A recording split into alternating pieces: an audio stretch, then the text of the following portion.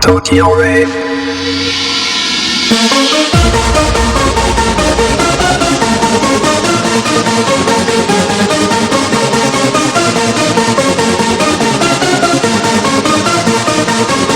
But I ain't no another night, another dream, but always you.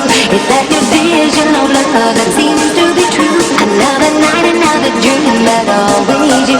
In the night, I dream of a love so true. Be patient. Be patient. Be patient.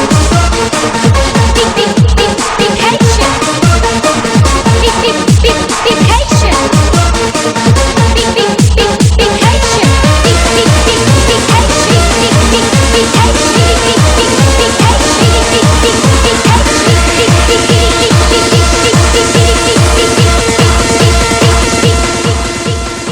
Hi there. Let me first up say that I'm sorry that I'm doing this video with my sunglasses on. I had an eye operation a few weeks back and it's still quite red, so I'm wearing sunglasses to protect it. Nice detail though is that these sunglasses are from the Gyaru0 brand Vanquish.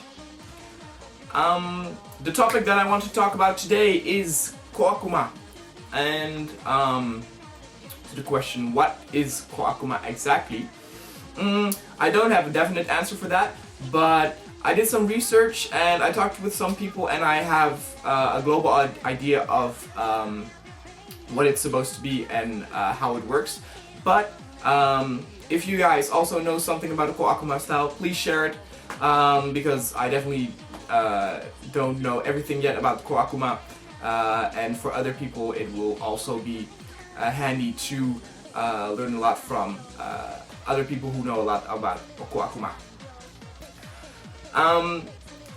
A few months back I noticed that a lot of people, mostly in the Western Gyaru community, stated that they liked the Koakuma style.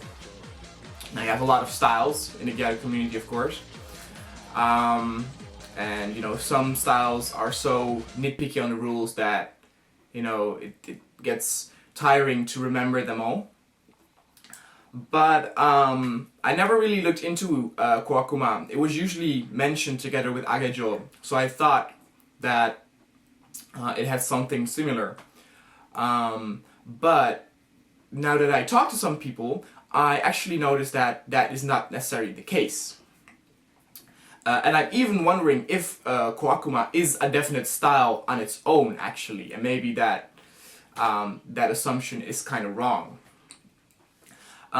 Because let's begin with one of the most famous magazines in the Gyaru branch, Ageha.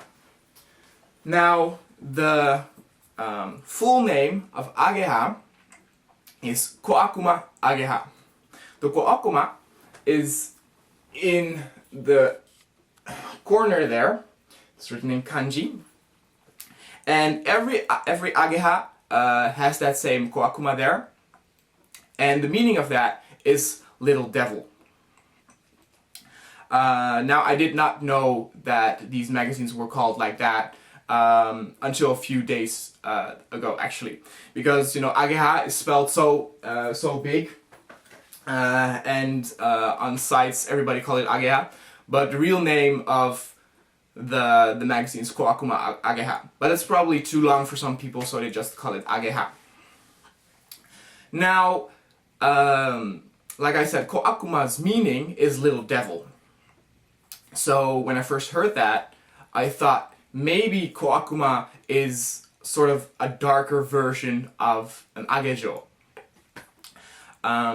Because the Ageha magazines are quite notorious for this thing called yami, which has a negative thing to it, a negative vibe.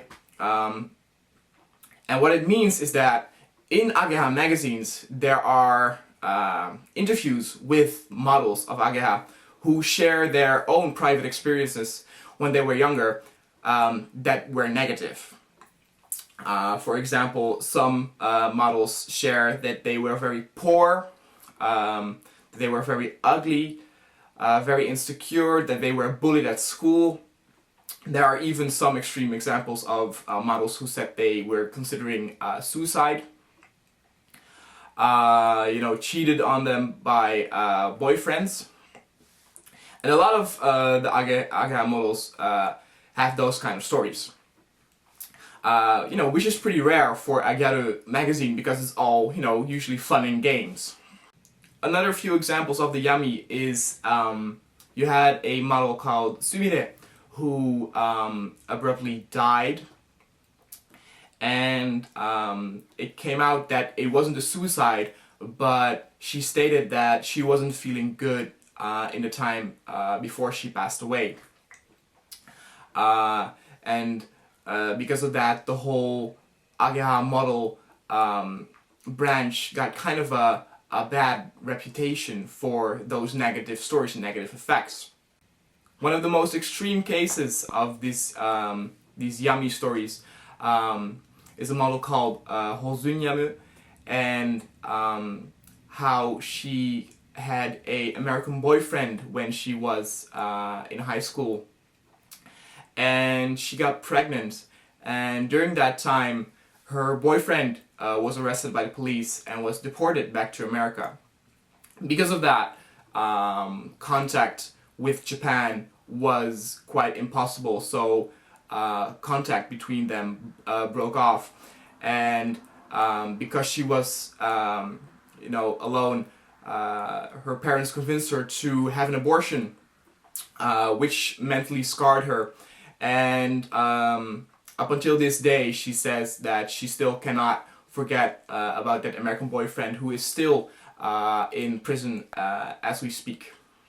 Now, I heard this from both foreigners and Japanese, because my Japanese reading skills are not good enough to read in it, so I did not know that Ageha had such a negative vibe to it.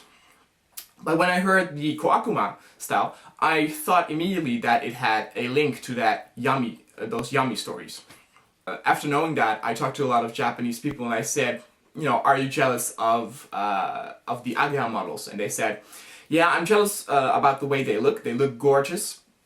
But a lot of them said they aren't jealous about their lifestyles, because they have so much negativity going on in their lives. Which maybe even actually is not that of an extreme example, because there's such a lot of stress going on in Japanese society, that I think a lot more girls have these same feelings and experiences, but they don't let it out easily.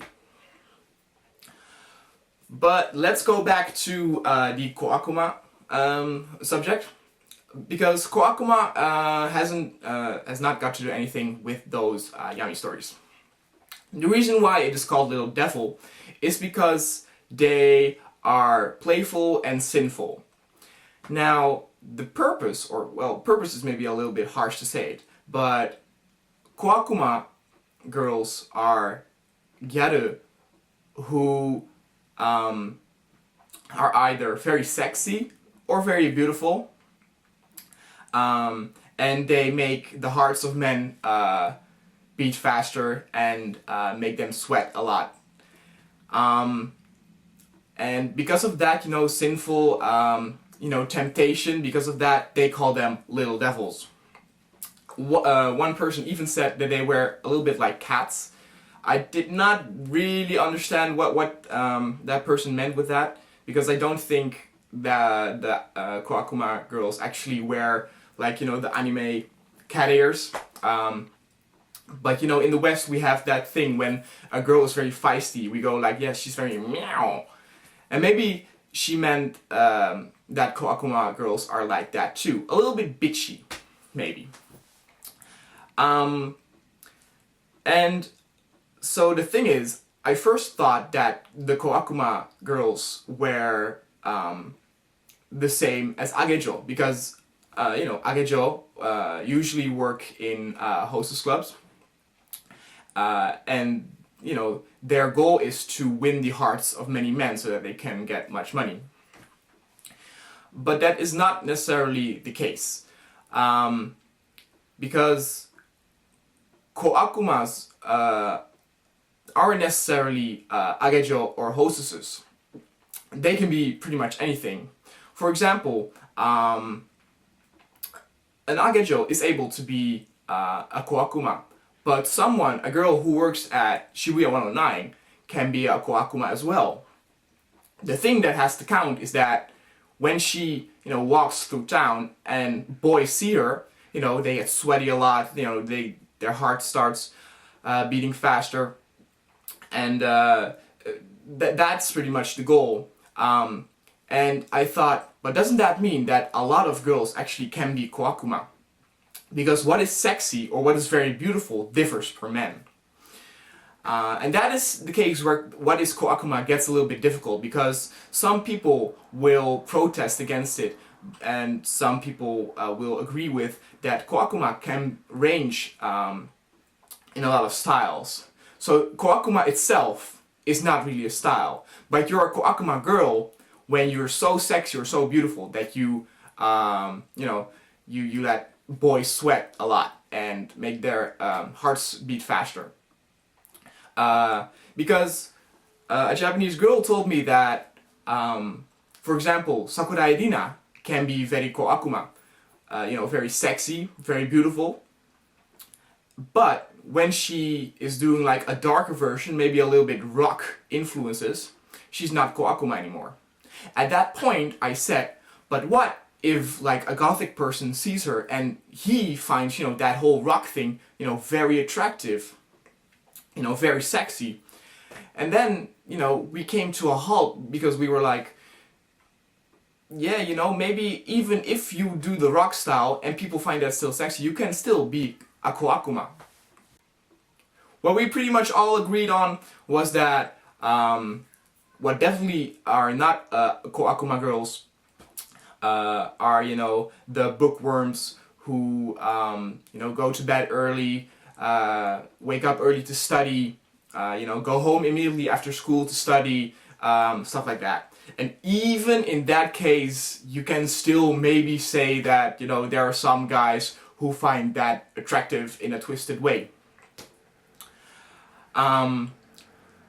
So that was pretty much my discovery about the whole koakuma thing, that, I was surprised to see how a lot of gaijin gyaru mentioned that they like the koakuma style, even though I am not entirely certain if it is per se a style. Maybe some people would say, well, koakuma are girls like agejo, but they show more skin. Which, you would think that is more sexy. But like I said, what is sexy differs per boy or per girl, I can, if I see a girl, the reasons for finding her sexy are probably different than from my friends.